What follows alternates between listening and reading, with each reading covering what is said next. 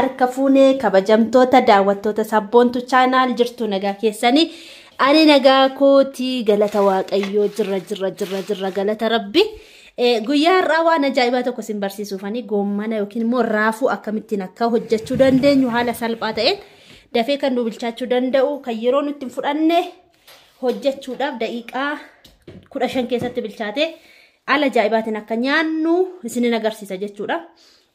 Na duukaa bu'aa dhugaa waan baay'ee namatti tolu muuxannoo addaa kana namarraa fudhadhe jechuudha. Muuxannoo kana jechuudha.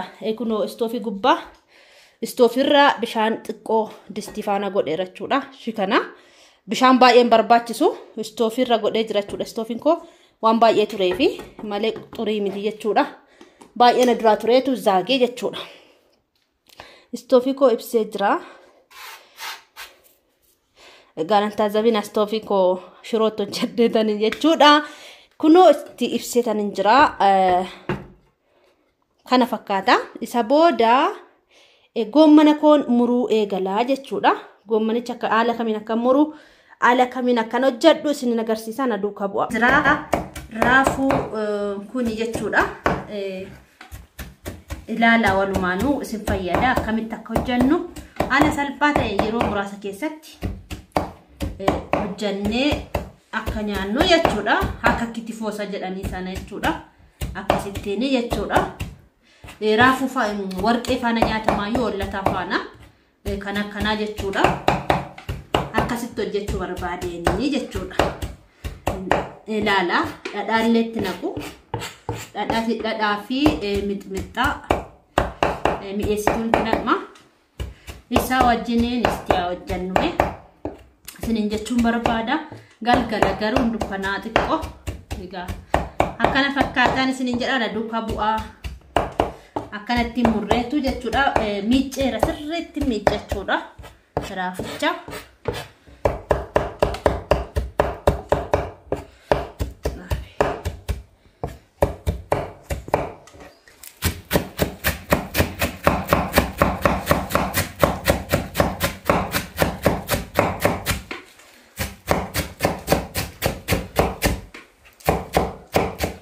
Hotta baay'ee tokko mi'aa isinin jedha.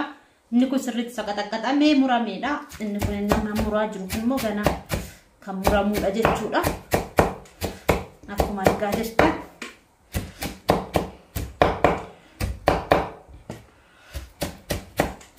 Garuu harka nama dhukkubsaa akkuma foon innaa muranii foon baay'ee tokko muramuu barbaada. Akkuma sanaa kunis baala garuu harka nama dhukkubsaa. Baay'ee muruu barbaachisaa. Ittoo faana fa'ee hojjetama kuni. Garuu akkatti isin nyaatama.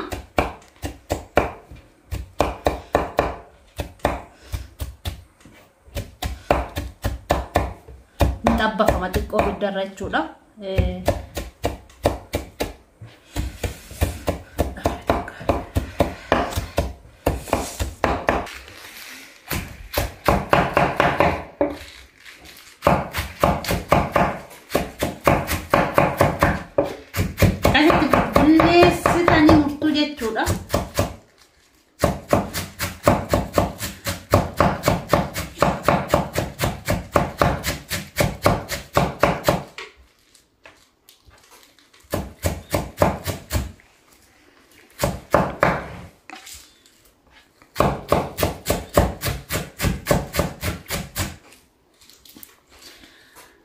Daawwattoota keenya baay'ee namatti tola. Koottaa raafuu yookiin goommana galgala kana nyaadhaa. Vitaaminiidha. Mi'aa. Vitaamin A moo Cdha garuu.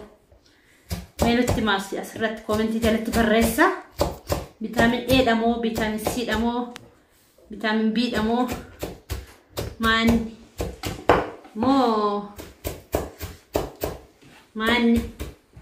maal jettu se baay'een bulleesse dukkanaa garuu badaasaa manni keessi dukkanaa mabraatiin garuu ma jira badaasaaniif jechuudha.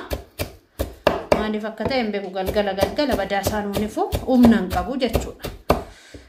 Humnaan qabu mabraatiin biyya keenya akkasiin sinin jedha.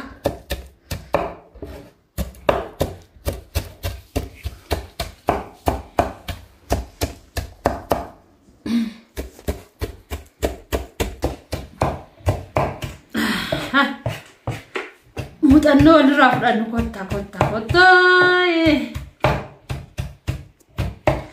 fagaateen dukkanaa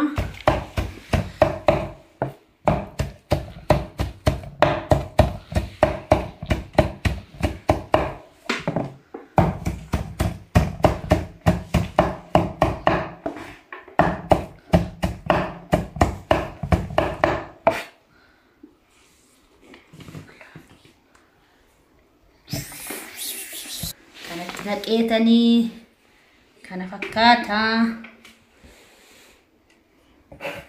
akkasitti muramee jira to guyyaa ta'e sirriitti mul'ata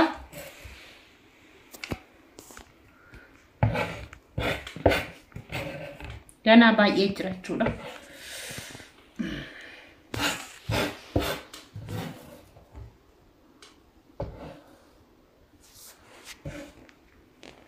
Ashabootti gochuutti jira. Ashabootti godhee danfuutti jira. Beekuma inni ibidda jalaa dhaamsee ture.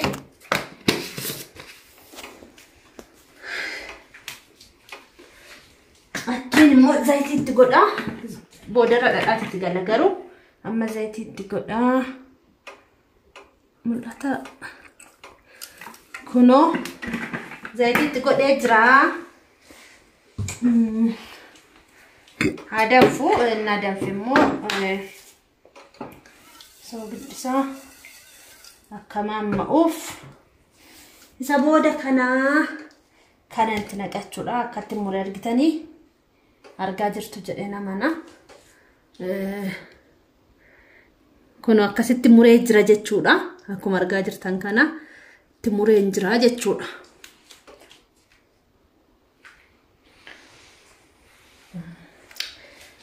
Gaadhanfu kunoo danfee jira jechuudha. Goommana koo itti naqadhaa jechuudha kunoo akkasitti goommana itti naqaa.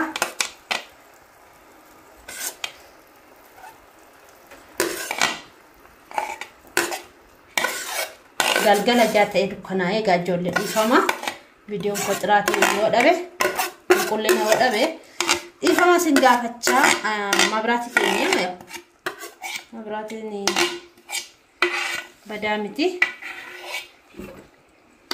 akkasittiin gadi qaqqabeeni akkatti gadi qaqqabee xiqqoo iffinni godhee kannan qadaadachuudha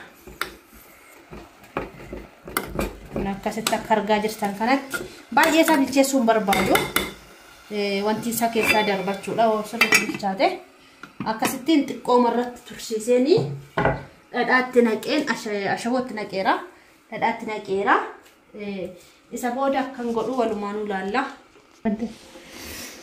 kunoo qaaraa akkasittiin mureetanii gubbaa isaan nam'a jechuudha dhumarra isatti nam'u gubbaarra naqama malee jechuudha ittiin nyaachuudha akka namaa laatuuf jecha Abbaa Suuyyaa kan jedhamu beektu qaaraa Abbaa Suuyyaa kan jedhamu isa kana jechuudha. Qaaraa Abbaa Suuyyaa kana gubbaa isaa nam'a jechuudha. Dhumarra nam'a jechuudha. Itti maal akka ta'e nu laalla. Kun akkasittiin jira jechuudha. Amma xiqqoo ishii nu ta'e dhadhaatti naqee irraa baasachuudha. Baay'ee akka turuu hin barbaadu. Argitanii akkatti bareede kalariin saayyuu bareedduu ta'e jechuudha.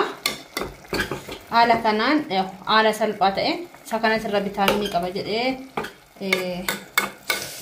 googilii irraas dubbiseen jirachuudha.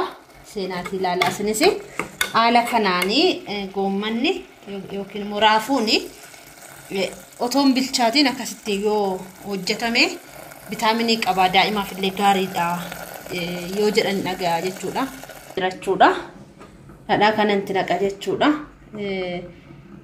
Kun akka fakkaatu laala manni keessi waan of xiqqoo waan ta'uu dide jechuudha. Amma kaleessan baskechuudha. Kanaafi mee walumaanutti nannee waan jejjedhu waa ilaallu siniin jechuu barbaada.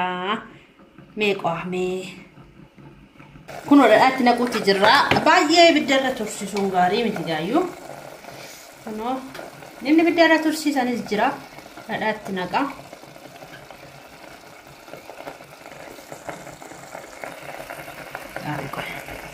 Sit akkas gootee burruuseen jechuudha. Gayeetu jira kunoo koottaa nyaadhaa dhadhaan kunootti naqnee jira. Haala kanaan hojjetama.